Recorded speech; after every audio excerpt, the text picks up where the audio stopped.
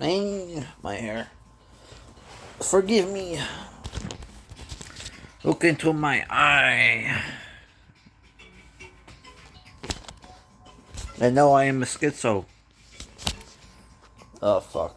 I am old. So I watched Kiefer by Osgood Perkins. Man, I was looking forward to this movie, dude.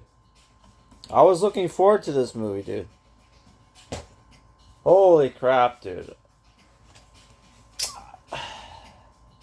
So, my first Osgood Perkins film I ever watched was Longlegs. I loved Longlegs, dude. Longlegs was Kino. Sorry, I put my headphones so you don't listen to my game I'm playing in the background.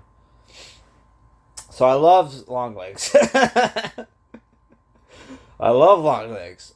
Longlegs was Kino, and then I saw The Monkey. That's what it was called, right? The Monkey? The Stephen King movie. It was okay. It was a fun rental kind of movie. Probably one of those movies, if I had watched it as a kid, I would have loved the movie. It very much has like a kid's horror film vibe. Or something like that. But like, holy crap, I saw this movie. And I was looking forward to it, despite the fact that it had She-Hulk in the movie. Which I could only find this movie on DVD, dude. You can't get it on Blu-ray. I'm not 100% sure, but I think you can't get it on Blu-ray. I tried to get it on Blu-ray. I couldn't get it on Blu-ray. I couldn't find it online either. So that's how you know the movie probably sucks. And a lot of people hate the movie because you can't even find it online. If it was good, it would be online. And I wouldn't have to pay money to see it. And it would be on Blu-ray too. But fuck. I watched the movie anyway, even though I heard the movie sucked. Because, I like Longlegs. I love Longlegs. Movie critics that I enjoy, they hate Longlegs. So I'm like, well, why the fuck would I give a shit about their opinion on this fucking film? Right? But I watched the movie. And despite the fact that, okay, I can see why people hated the movie, I think the movie is still good. It's not good, but I would say it's at least better than average. Because there's a lot of shitty horror films on there that we pretend are good. Like, what was that fucking Undertone? That movie sucked. But it was okay. You know what I mean? It was okay by horror movie standards. You know what I mean? This movie, I think, if you compare it to a bunch of other horror films, yeah, this movie's better. But like, holy shit, it's not great. So I'll just go into what the movie's about. The movie is about, you have like middle-aged couple that's been dating for a year.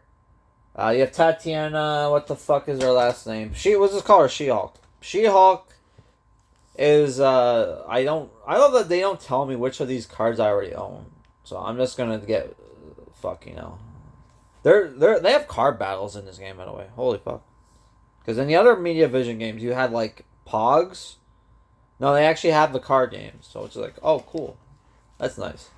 I'm playing Digimon Time Stranger. But yeah, back to this movie. Movie's about middle-aged couple. She-Hulk's been dating this guy for a year. The guy's like a doctor. The guy is Rusev Sutherland, who is the younger Canadian brother of Kiefer Sutherland. Which, I don't even know if Kiefer Sutherland is actually Canadian. I don't fucking know. Maybe his dad moved to Canada and had a son leading a life. I don't fucking know. With Rusev Sutherland, I've only seen him in like 2 other movies, and he's like okay actor. You know what I mean? He was in like Hyena Road, which is a Canadian Afghanistan war film. Because I think it took place in Afghanistan. I don't know fucking know.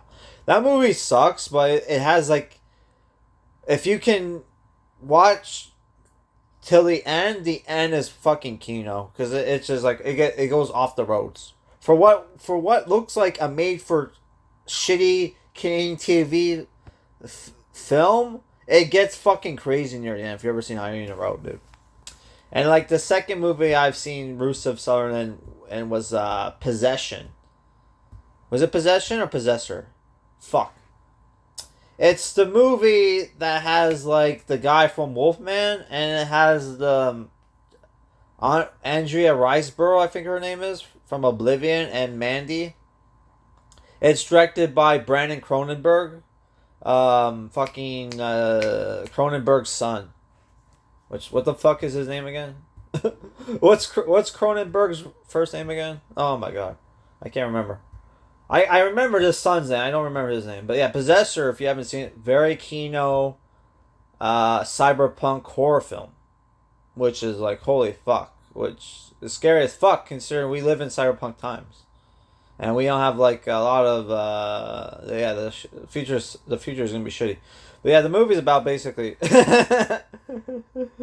chick goes to a cabin in the woods with her doctor boyfriend, which the movie, I have no idea if the movie takes place in Canada or New York. I'm assuming Canada, but the fact that they said it's a big city next to the woods makes me think New York, because New York has like all those fucking huge woods like outside of the city where like, you know, Jersey Devil lives and all that shit. And Bigfoot. I don't know if you knew that. So I don't know. It could. I don't have no idea. I'm assuming it takes place in Canada because like you have two Canadian actors as the stars, and Rusev Sutherland has a very very Canadian accent, dude. More Canadian than me. But yeah, the movie is about basically. It's a very feminist horror film. Or at least it pretends to be a feminist horror film. So what the movie is actually about, where you have this couple staying in the woods, and he leaves he leaves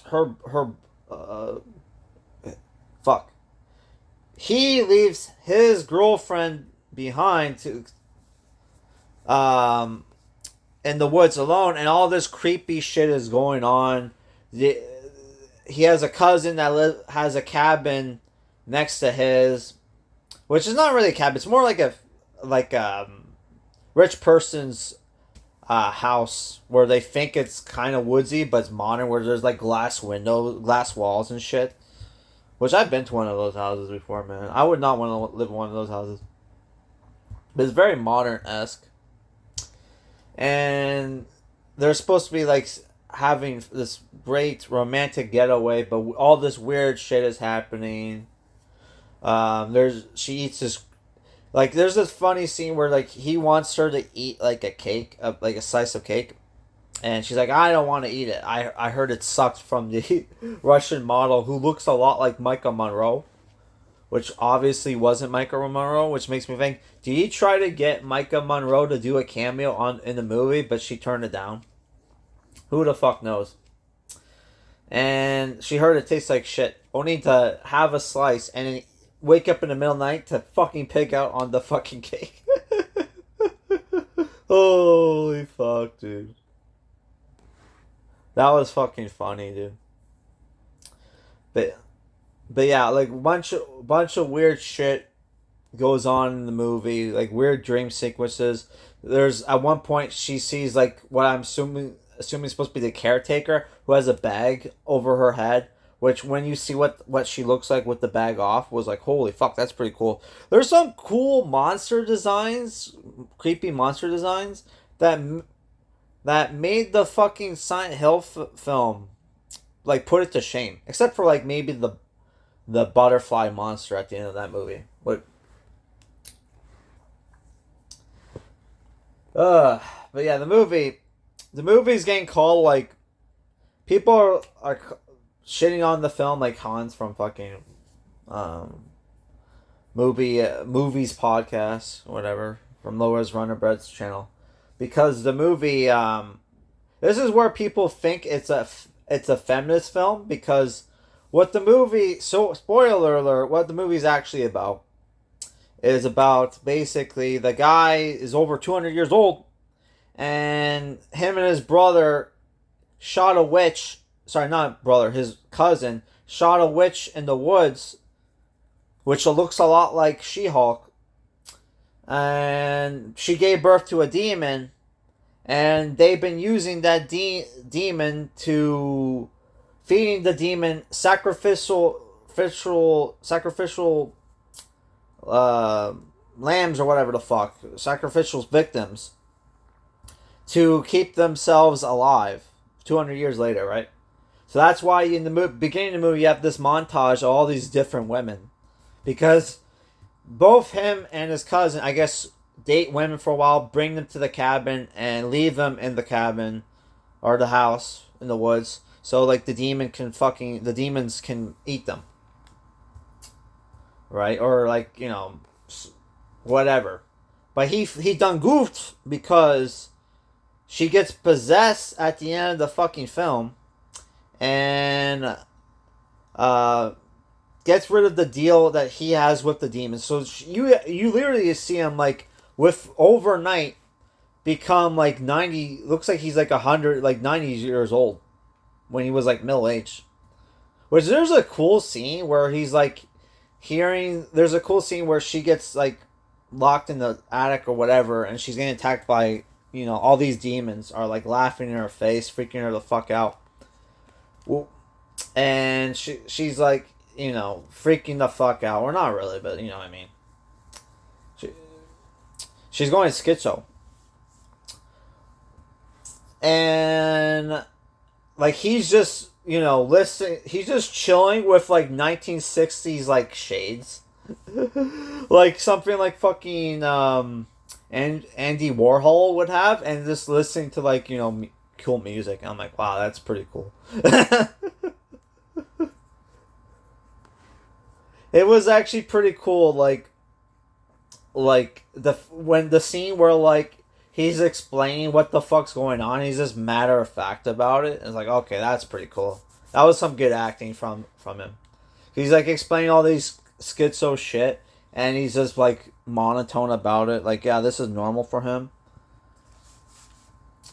But yeah, so like the movie, I can see why people hate the movie, because it gives like a lot of like, well, what the fuck was that movie?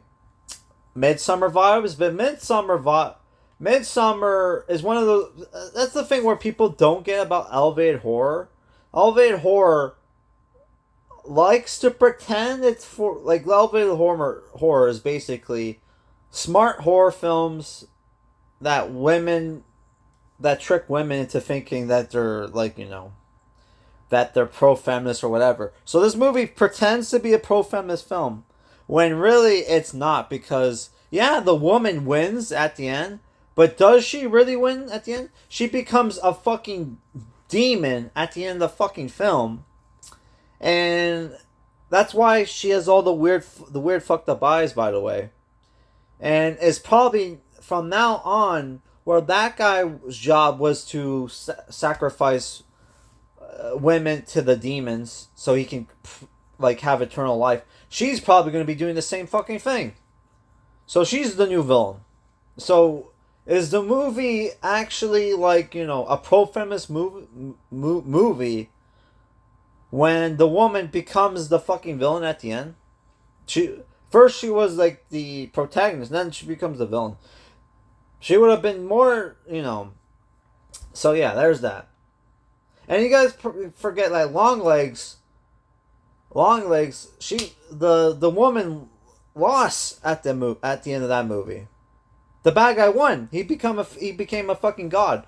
Which that movie had like a lot of cool occult shit that's based off real life shit. Ask Jay Dyer. And this movie also has that, where it talks about how like basically, so people, I learned the other day about what shapeshifters really are, which people thought, oh, shapeshifters, that's some David Icke shit, where it talks about, where it's basically the elites are secretly reptilians, aliens, whatever. It's all bullshit. It's like, I thought for the longest time it was a metaphor for, you know, the Epstein class, or whatever the fuck. Or like evil warlocks. And it turns out, no, yes and no. They are evil warlocks, but when they're doing all their fucked up shit and they're gaining power, supernatural power, they're letting themselves willingly get possessed by fucking demons, and that's why there's all this weird shit going on where you see videos of their eyes are all fucked up. It looks like their eyes are reptilian. That's because you're seeing the demon inside them. So it's like, holy fuck. So there's like real occult shit and like fucking long legs, and then you kind of see more of the occult shit in this fucking film as well. Like by this film, I mean this fucking film. So I thought that's cool. Whether or not this shit is real or fake, I don't fucking know. I don't really give a shit. It's less scary if it's not. You know what I mean? It's less scary and less fucked up if it's not. But then again, fucking Epstein did have like a fucking temple, like Egyptian temple that they would do. Supposedly he would sacrifice people in or whatever the fuck. Who the fuck knows? But yeah, I don't know. I thought the movie. Back to this movie. I thought the movie was decent. The ending was good. I thought Rusev Sutherland did a great job. You know, his brother should be proud of him. He did a good job, even though this movie's not his best fucking film. But like, you know, he was barely in Possessor or whatever. But yeah, Possessor is probably the better movie. If you haven't seen Possessor, check that out. But yeah, I don't know. I think both. I think this movie's okay. It probably is the weakest of the Osgood Perkins films I've seen, which I haven't seen Black Coat, Daughter. I mean, I tried to, but I turned it off halfway through because I'm like, this is more like because it's kind of a Christmas horror film. So I'm like, I should watch it around Christmas. But yeah. So I don't know, man. The movie's okay. Yeah, check it out.